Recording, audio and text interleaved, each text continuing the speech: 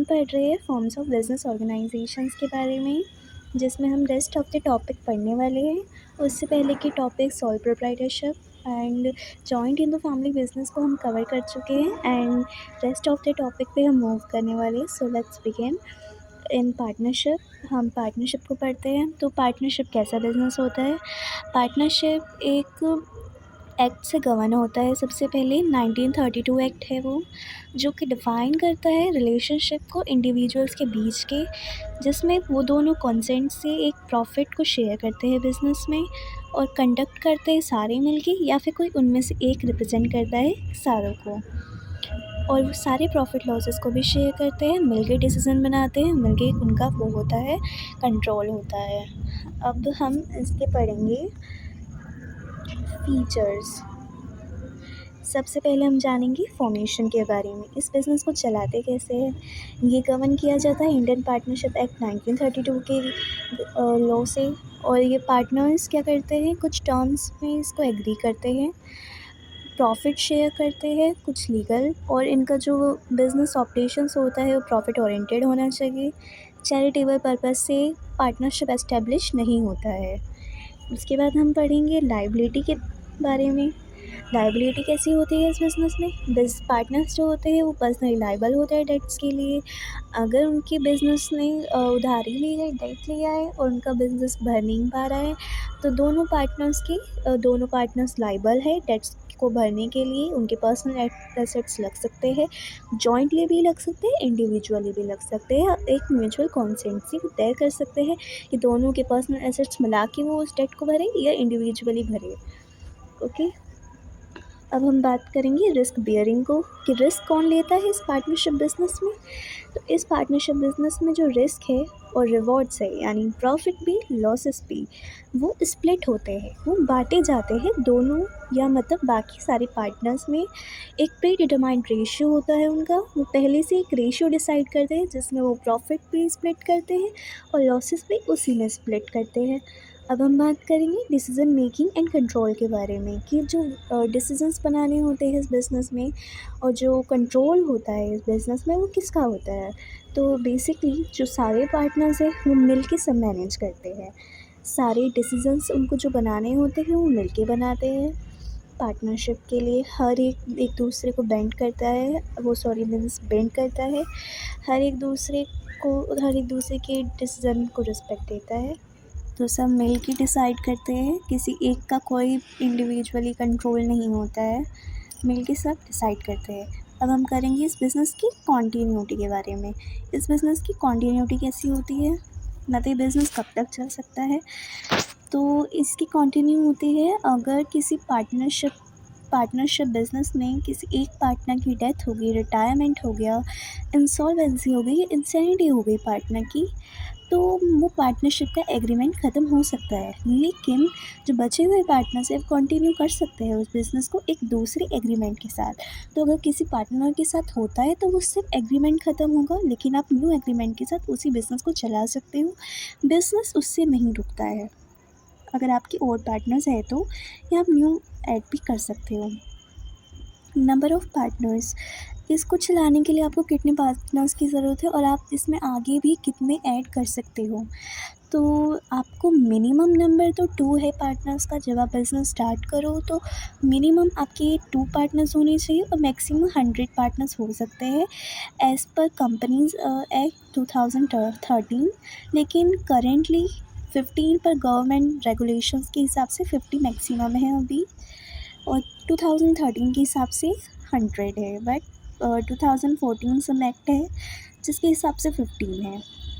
अब हम बात करेंगे म्यूचुअल एजेंसी, मतलब जो पार्टनर्स हैं वो एक दूसरे को रिस्पेक्ट दें, उनके एक्शंस को रिस्पेक्ट दें, दोनों को एजेंट रहना चाहिए, प्रिंसिपल रहना चाहिए एक दूसरे के साथ, तभी पार्टनरशिप अच्छे से वर्क करेगी, तभी दोनों के डिसीजंस अच्छे से बन पाएंगे एक दूसरे के म्यूचुअल कॉन्सेंट से।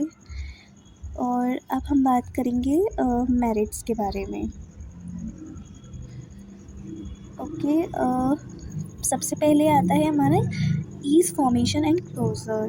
तो पार्टनरशिप जो है उसका फॉर्मेशन बहुत सिंपल होता है।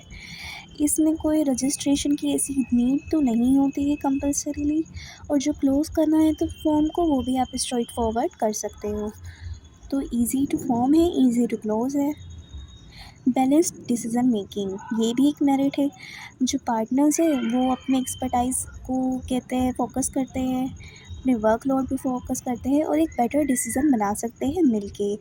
ओके, अब हम बात करेंगे, क्योंकि जब आप पार्टनरशिप में हो तो आप 2 पर्सन हो या उससे ज़्यादा भी हो, तो आपके पास एक डिफरेंट डिफरेंट स्किल्स है, आप डिफरेंट डिफरेंट कहते एक्टिविटीज़ में एक्सपर्ट हो सकते हो। तो मिलके आप एक अच्छा सा डिसीज़न भी बना सकते हो। इससे सिर्फ आपका बर्डन ही नहीं कम होता है, एक अच्छा एरर भी हो जाता है जजमेंट में, कंसिक्वेंसेस भी कम हो जाते हैं और डिसीजन बहुत बैलेंस्ड भी बनता है और बहुत अच्छा भी बनता है। अब हम बात करेंगे मोर फंड्स के बारे में, मतलब जैसे मल्टीपल पार्टनर्स हो आप। अब क्या होता था, सोल प्रोप्राइटर में आप एक सिंगल इंडिविजुअल हो, एक ओनर हो जिसको पूरा कैपिटल लगाना होता है, आपके पास बहुत लिमिटेड रिसोर्सेज होती है। लेकिन जब आप एक पार्टनरशिप में आते हो, आप एक इंडिविजुअल नहीं हो, अब आपके साथ पार्टनर्स भी है। तो जो पार्टनर्स है वो भी कंट्रीब्यूट करेंगे, तो आपका एक बिज़नेस और एक्सपेंड कर सकता है। अगर आप मिलके कैपिटल कहते कंट्रीब्यूट करते हैं, जिससे क्या होता है, फंड्स और बढ़ता है सोल प्रोप्राइटरशिप की कंपैरिजन में, और हम बिज़नेस ऑपरेशन को एक्सपेंड भी कर सकते हैं। अब हम पढ़ेंगे इसके रिस्क के बारे में, रिस्क कैसे शेयर करते हैं। तो जो पार्टनरशिप होते हैं वो सारे रिस्क को बांट लेते हैं पार्टनर्स के बीच में, इसलिए किसी इंडिविजुअल पे कोई बर्डन नहीं होता, कोई स्ट्रेस नहीं होता जो सोल प्रोप्राइटर को होता था। तो बेसिकली ये उससे बेटर दिखाया जा रहा है। एंड सीक्रेसी इसमें कैसी होती है, तो जो पार्टनरशिप का फर्म है वो सारे ऑपरेशनल इन्फॉर्मेशन जो भी वो बिज़नेस में करते हैं कॉन्फिडेंशियल, वो उसको सीक्रेट रख सकते हैं। कोई नीड नहीं होती कि वो अपने अकाउंट्स और रिपोर्ट्स को डिस्क्लोज़ करे पब्लिकली। तो ये भी एक मेरिट है। अब हम इसकी लिमिटेशंस के बारे में पढ़ेंगे। सबसे पहले आता है unlimited liability. Unlimited liability partnership में कैसी होती है, जो पार्टनर्स है वो पर्सनली रिस्पॉन्सिबल होते हैं पर्सनल डेट्स के लिए। वो अपने पूरे फंड्स भी लगा सकते हैं, अगर बिजनेस एसेट्स इनसफिशेंट है, वो डेट्स को नहीं भर पा रहे हैं, तो वो अपने पर्सनल फंड्स भी लगाएंगे, एसेट्स लगाएंगे, जिससे कोई बाकी पार्टनर्स पे। अब हम पढ़ेंगे अनलिमिटेड लायबिलिटी। इसमें अनलिमिटेड लायबिलिटी कैसी होती है पार्टनर्स की, तो वैसे पार्टनर्स पर्सनली लायबल है, अगर बिज़नेस उनका डेट नहीं भर पा रहा है तो उनकी पर्सनल एसेट्स भी लग सकते हैं। लेकिन अगर कोई पार्टनर ऐसा है जिसकी वेल्थ बहुत अच्छी है, तो वो भी पूरा कहते हैं उस पर अपना पूरा पर्सनल फंड्स भी लगा सकता है, और वो बाकी उसको रीपे कर देंगे आगे जाके, वो उनका पर्सनल हो जाएगा फिर बाद में। अब हम पढ़ेंगे अनलिमिटेड लायबिलिटी के बारे में। इसमें लायबिलिटी कैसी होती है पार्टनर्स की अनलिमिटेड तो होती है। अगर आपकी बिज़नेस ने डेट लिया है और बिज़नेस को नहीं भर पा रहा है, तो आपके पर्सनल एसेट्स भी लग सकते हैं, लेकिन आपके पर्सनल फंड्स भी लग सकते हैं। अगर आपके पार्टनर्स में एक ऐसा पार्टनर है जिसकी वेल्थ बहुत अच्छी है, जो भर सकता है, तो इंडिविजुअली भी भर देगा, या फिर हम जॉइंटली भी भर सकते हैं उस डेट को। अब हम बात करेंगे लिमिटेड रिसोर्सेज के बारे में। तो पार्टनरशिप जो है वो रेस्ट्रिक्ट करता है पार्टनर्स को कैपिटल इन्वेस्ट के लिए। लिमिटिंग ग्रोथ होती है, क्योंकि एक सर्टेन साइज़ होता है हमारे पास। क्योंकि देखो एक हम जितना सारे पार्टनर्स की कैपेबिलिटी है कैपिटल इन्वेस्टमेंट की, उस रेशो से ही वो आगे बढ़ते हैं, तो इसलिए वो कभी कभार सफिशिएंट नहीं होते हैं कि वो एक बड़े लार्ज स्केल के बिज़नेस को ऑपरेट कर सके, जिसकी वजह से जो पार्टनरशिप है वो थोड़े प्रॉब्लम्स फेस करते हैं, जिसकी वजह से उनका एक्सपेंशन थोड़ा बियॉन्ड रहता है सर्टेन साइज़ में। अब हम बात करेंगे पॉसिबिलिटी ऑफ कॉन्फ्लिक्ट्स। अब आप मिलके कोई काम कर रहे हो तो आपके ओपिनियंस कॉन्फ्लिक्ट भी कर सकते हैं, जैसे कि आप डिसीज़न बना रहे हो, तो उससे क्या हो सकता है, कॉन्फ्लिक्ट भी हो सकता है। आपके डिसीजंस किसी एक को पसंद नहीं आया तो इसलिए उस पे क्या होता है, पार्टनर्स पे फाइनेंशियली इम्पैक्ट पड़ता है, जिससे क्या पता वो एग्ज़िट ही कर ले और पार्टनरशिप को ख़त्म ही कर दे। तो ऐसा भी हो सकता है कभी कभार लड़ाई झगड़ों की वजह से। लैक ऑफ कंटिन्यूटी होती है पार्टनरशिप का डिसोल्यूशन, जिससे जैसे कि पार्टनर मर गया, रिटायर हो गया, बैंकरप्ट हो गया, या फिर मेंटली इल है, तो इससे क्या होता है, जो बचे हुए पार्टनर्स हैं वो न्यू एग्रीमेंट बनाते हैं और फिर कंटिन्यू कर सकते हैं, तो वो एग्रीमेंट वहीं ख़त्म हो जाता है। अब हम पढ़ेंगे लैक ऑफ पब्लिक कॉन्फिडेंस। जो पार्टनरशिप फर्म है उससे क्या होता है, एक ऑब्लिगेशन आता है कि वो अपना फाइनेंशियल इंफॉर्मेशन पब्लिकली डिमिनिश नहीं करते हैं, तो पब्लिक उनके फाइनेंशियल स्टेटस पे विश्वास नहीं करती है, क्योंकि वो नहीं करते, इसमें एक सीक्रेसी होती है और जो पब्लिक है वो मोस्टली उन पे ट्रस्ट करती है जो कहते हैं डिस्क्लोज़ करते हैं, और पार्टनरशिप में ऐसा नहीं होता है, तो इस वजह से पब्लिक उन पे ट्रस्ट नहीं करती है, कम करती है इस वजह से।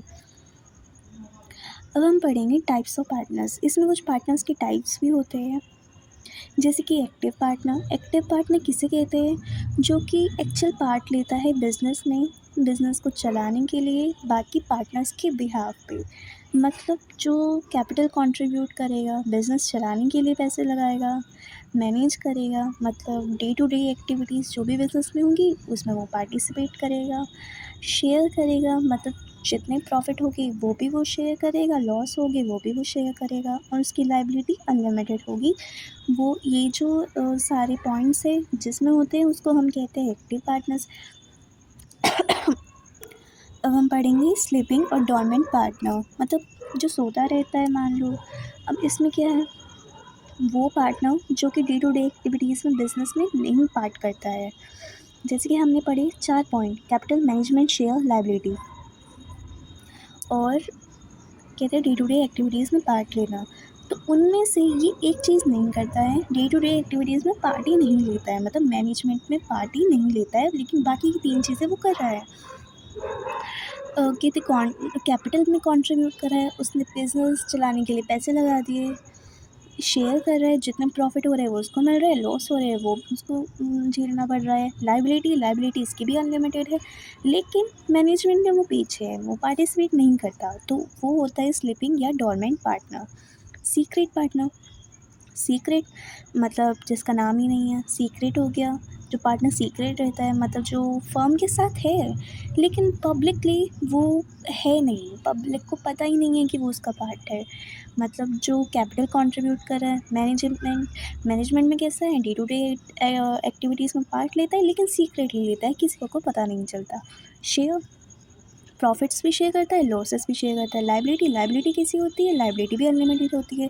सिर्फ एक चीज़ होता है कि वो पब्लिकली नहीं है, वो उस फर्म में है, उस फर्म के लोगों को पता है लेकिन किसी बाहर के बंदे को नहीं पता होता है, उसको कहते हैं हम सीक्रेट पार्टनर। अब हम पढ़ेंगे नॉमिनल पार्टनर। नॉमिनल पार्टनर कौन सा होता है, जिसका नेम होता है फर्म में, मतलब जो बिज़नेस है, जो पार्टनरशिप का बिज़नेस है उसमें उसने कैपिटल नहीं लगाई, ना ही वो मैनेजमेंट में आता है, कोई डे टू डे एक्टिविटीज़ में वो नहीं पार्टिसिपेट करता, ना ही वो प्रॉफिट शेयर करता है, ना ही लॉसेस, लेकिन लायबिलिटी उसकी अनलिमिटेड है। लायबिलिटी अनलिमिटेड है और उसका नाम फर्म से चलता है, मानो वो एक सेलिब्रिटी है।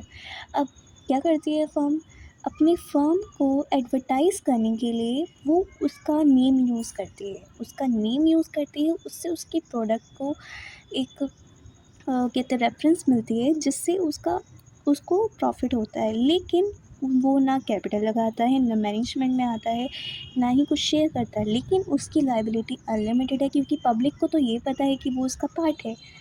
तो जब वो उसका पार्ट है तो वो लीगली अनलिमिटेड होता है, अगर कुछ फर्म के साथ हो गया तो भाई जिसका नाम है उसमें उसकी लायबिलिटी अनलिमिटेड है, उसके पर्सनल एसेट भी जा सकते हैं। अब हम पढ़ेंगे पार्टनर बाय एस्ट्रोवेल। एस्ट्रोवेल पार्टनर कौन होते हैं, वो पार्टनर जो कि इम्प्रेशन देते हैं दूसरों को कि वो उस फर्म के पार्टनर है, अपनी ही इनिशिएटिव से, अपनी ही कंडक्ट से या फिर अपने ही बिहेवियर से ऐसा कुछ कर देते हैं या खुद से ही बोल देते हैं जिससे लोगों को लगता है कि वो उस फर्म का पार्टनर है, लेकिन असल में वो नहीं होता है, ना ही वो कैपिटल लगाता है, ना ही मैनेजमेंट में है, ना ही वो कुछ शेयर करता है। पर एज़ पर वी सेड कि अगर पब्लिक को पता है कि उसका पार्ट है उस फर्म में, तो फिर उसकी लायबिलिटी अनलिमिटेड है, क्योंकि वो सोशली तो उसी पार्ट का, उस फर्म का ही पार्ट है। तो अगर उसने नाम जैसे ना तैसे लोगों को बता दिया कि वो उस फर्म में है, तो लोग मान लेंगे कि वो है, और वो उसके लिए लायबल भी हो जाएगा, उसकी लायबिलिटी अनलिमिटेड भी हो जाएगी। अब हम पढ़ेंगे पार्टनर बाय होल्डिंग आउट। ये क्या होता है?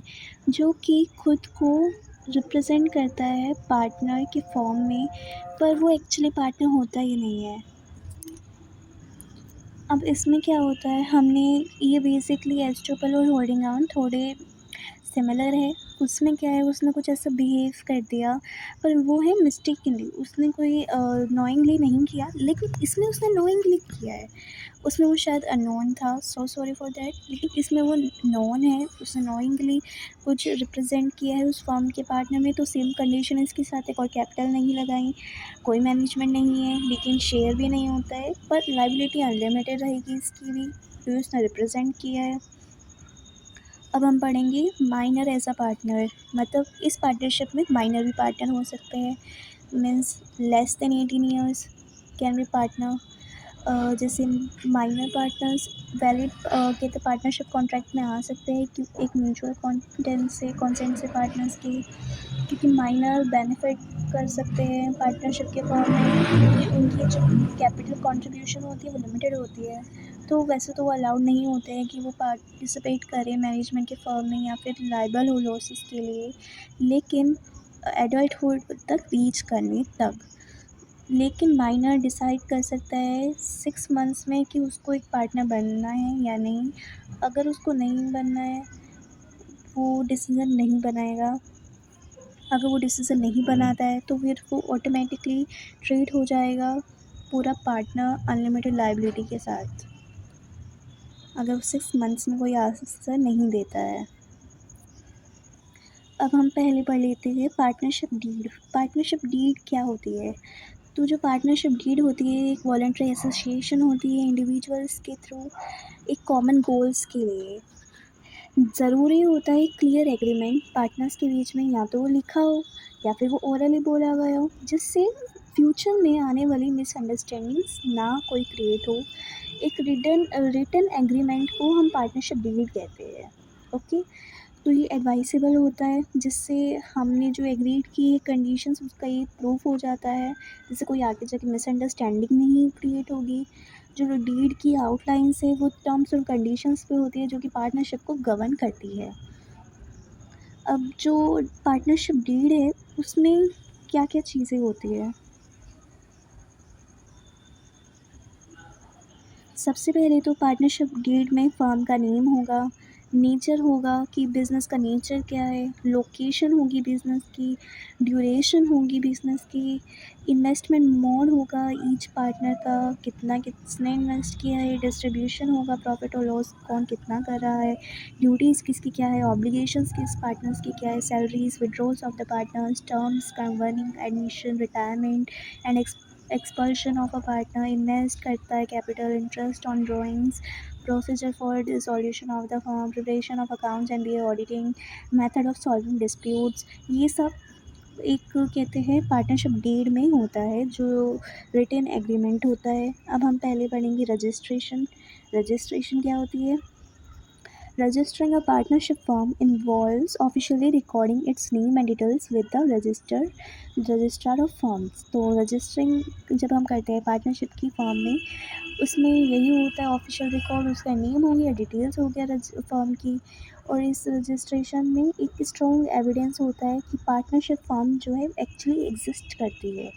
वैसे तो ये कंपलसरी नहीं होता, लेकिन वाइडसेबल होता है, क्योंकि अगर अनरजिस्टर्ड फर्म हुआ तो उससे क्या होगा, जो पार्टनर है वो कभी भी कोई भी फाइल नहीं कर पाएगा सूट अदर पार्टनर्स में। अगर कुछ हो गया कि वो लॉस शेयर नहीं कर रहा है, तो जब वो रजिस्टर ही नहीं है फर्म, तो वो एक दूसरे पे केस कैसे करेंगे? लीगली तो वो फर्म एग्जिस्ट ही नहीं करता है। आप जब उस फर्म को रजिस्ट्रेशन में भरोगे तभी वो फर्म एग्जिस्ट करेगा लीगली, तभी कुछ प्रॉब्लम क्रिएट हुई तो आप एक्शन ले पाओगे, अदरवाइज नहीं ले पाओगे।